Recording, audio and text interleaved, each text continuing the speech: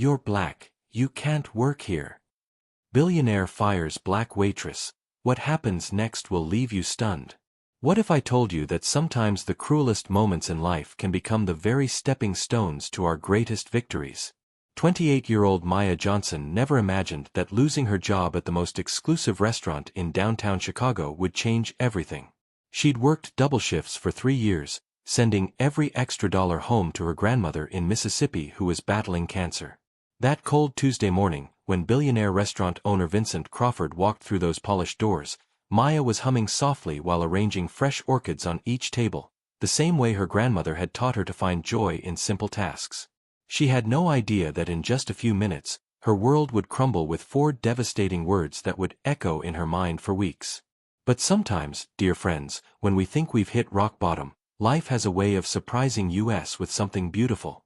Maya's story isn't just about injustice, it's about the incredible power of the human spirit to rise again. Where are you watching from today? Maya had always believed that hard work and kindness would open doors. Growing up in her grandmother's small house in Clarksdale, Mississippi, she'd learned to cook soul food from scratch and serve it with love. When she moved to Chicago at 25, she carried those lessons with her like precious heirlooms. The Golden Terrace wasn't just any restaurant. It was where celebrities dined and business deals worth millions were sealed over champagne and caviar. For 3 years, Maya had been their most reliable server. She knew exactly how Mrs. Patterson liked her tea, Earl Grey with a dash of honey, and remembered that Mr. Chen always ordered the salmon medium rare for his anniversary dinners.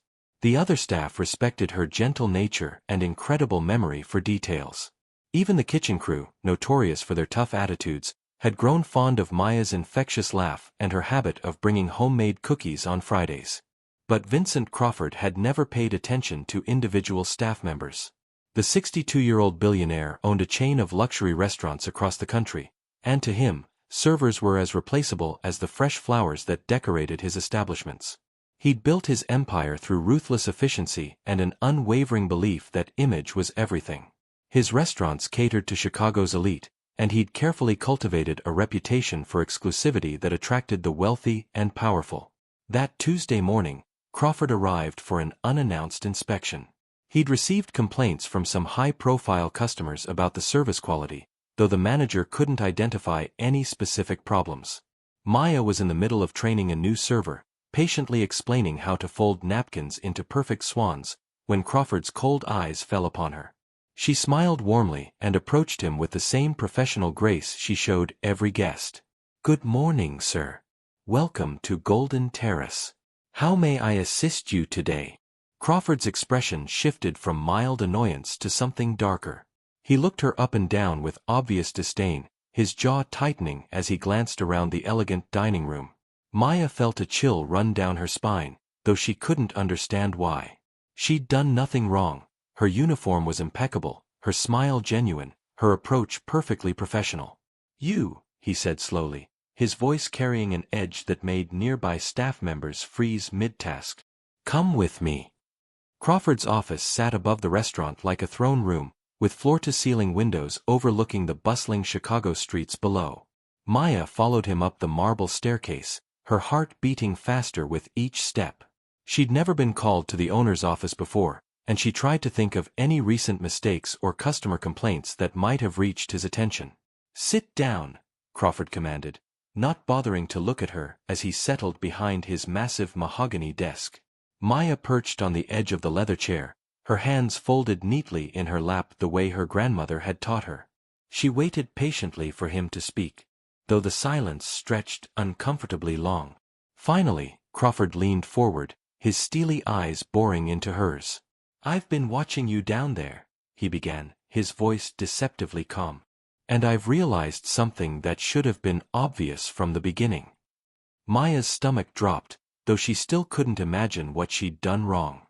Her performance reviews had always been excellent, and just last month she'd received a commendation for helping resolve a difficult situation with an upset customer.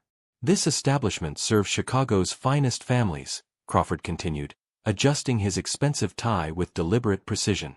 "Families with standards, with expectations about the kind of people they want serving their meals." The air in the room seemed to grow thicker, and Maya felt her chest tighten with a familiar dread she'd hoped to leave behind in Mississippi.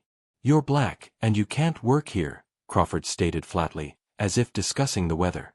"Pack your things and leave immediately." The words hit Maya like a physical blow. She sat frozen, unable to process what she'd just heard in 21st-century Chicago, in a place where she'd worked faithfully for 3 years. Her mind raced back to all the customers she'd served with a smile, all the late nights she'd stayed to help close, all the time she'd gone above and beyond because she genuinely loved her job. If this moment has touched your heart in any way, please give this video a thumbs up. Maya's strength in this impossible situation is something we can all learn from. "Sir," Maya whispered, finding her voice at last. "I don't understand. My work has always—" "This isn't a discussion," Crawford cut her off sharply. "Security will escort you out." Maya's hands trembled as she cleaned out her small locker in the staff room, while 2 security guards waited nearby like sentries. Her co-workers gathered around, their faces showing a mixture of shock and helpless anger. Jenny, the hostess who'd become like a sister to her, pressed a crumpled tissue into her palm and whispered, "This isn't right, Maya. Everyone knows you're the best server we've ever had." But Maya could barely hear the words of support through the roaring in her ears. All she could think about was her grandmother's latest medical bills sitting unpaid on her kitchen table, and the rent that was due in just 5 days. This job hadn't just been her livelihood, it had been her grandmother's lifeline, the only thing standing between the woman who'd raised her and a world of impossible choices. Walking through Chicago's streets with her box of personal belongings, Maya felt smaller than she had since childhood. The expensive buildings around her seemed to mock her situation, their gleaming windows reflecting a young woman who suddenly felt lost in a city she'd called home for 3 years. She found herself at Millennium Park, sitting on a bench where she used to eat lunch on her breaks, watching families enjoy their Saturday afternoon. Her phone buzzed with a text from her grandmother. "How's my baby girl doing? The doctors said the next treatment is looking promising." Maya stared at the message until her vision blurred with tears. How could she explain that the promising treatment would remain out of reach because some man had decided her skin color made her unworthy of serving food to wealthy people? But as Maya sat there in the fading afternoon light, something shifted inside her. She thought about her grandmother's stories of working in cotton fields as a young woman, facing obstacles that would have crushed most people, yet never allowing bitterness to take root in her heart. "Baby," her grandmother had always said, "when someone tries to make you feel small, you just remember who raised you. You remember that kindness is stronger than hatred, and love always finds a way." Have you ever faced a moment when everything seemed hopeless, but you found strength you didn't know you had? Share your thoughts with us in the comments below. Maya pulled out her phone and, with shaking fingers, began to do something she'd never done before. She started recording a video, her voice steady despite the tears on her cheeks. "My name is Maya Johnson," she began, "and I want to tell you what happened to me today." Maya's video was simple and honest. Sitting on that park bench with the Chicago skyline behind her, she told her story without anger or embellishment. She spoke about her 3 years of dedicated service, her love for her job, and the crushing reality of losing her income when her grandmother needed her most. She didn't name Vincent Crawford or the Golden Terrace directly, but her uniform and the restaurant's distinctive logo in the background told the story clearly enough.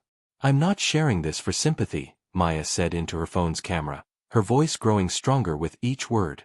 "I'm sharing it because in 2023, this shouldn't still be happening. And I'm sharing it because my grandmother taught me that staying silent in the face of injustice helps no one." She posted the video on social media and then put her phone away, not expecting much. After all, she was just one person with a few hundred followers, mostly friends and former classmates from Mississippi. But sometimes, truth has a way of spreading faster than wildfire.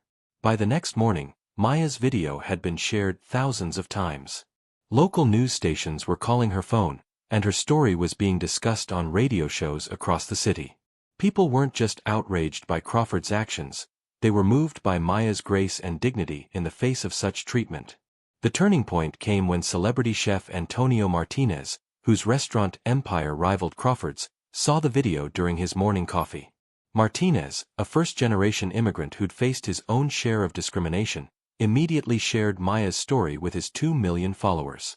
"This young woman represents everything that's beautiful about hospitality," he wrote. "Her kindness and professionalism shine through even in this terrible moment."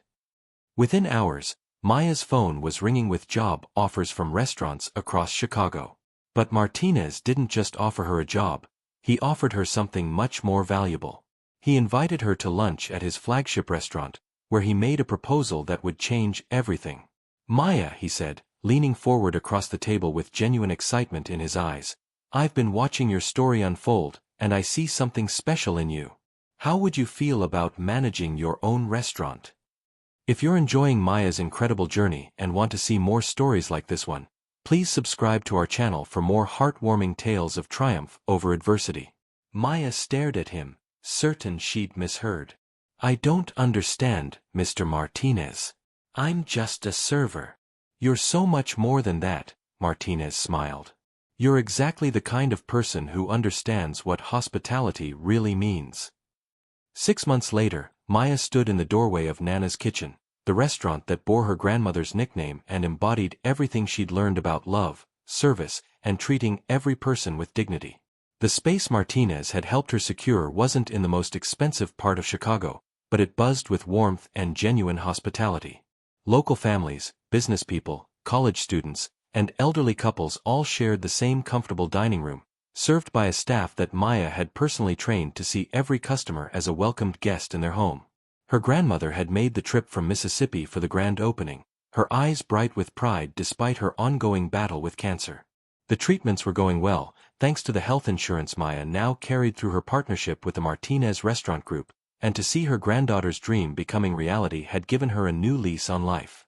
"You know what I'm proudest of?" her grandmother whispered as they watched the busy dining room together. "You didn't let that man's hate change your heart. You took his cruelty and turned it into something beautiful." Maya smiled, thinking about how Vincent Crawford's Golden Terrace had closed just 3 months after her video went viral. The public backlash had been swift and decisive, his wealthy clientele had abandoned him in droves, and his staff had resigned en masse. Crawford himself had disappeared from public view, his restaurant empire crumbling around him. But Maya rarely thought about him anymore. She'd learned that holding on to anger was like carrying a heavy suitcase that slowed you down on your journey towards something better. The most magical moment came when Jenny, her former co-worker from the Golden Terrace, walked through the doors as Nana's Kitchen's new assistant manager. They embraced like the sisters they'd become, both of them marveling at how a moment of such darkness had led to this bright new chapter. As Maya watched her grandmother laugh with customers who treated her like family, she realized that sometimes the worst thing that happens to you can become the best thing that ever happened. She'd lost a job, but she'd found her calling. She'd faced hatred, but she'd discovered that love really was stronger. If Maya's story has moved you, please remember to like this video, share your thoughts in the comments below, and subscribe for more inspiring stories of resilience and hope. Thank you for joining us on this incredible journey, and remember, no matter what challenges you're facing today, kindness and perseverance have a way of creating miracles.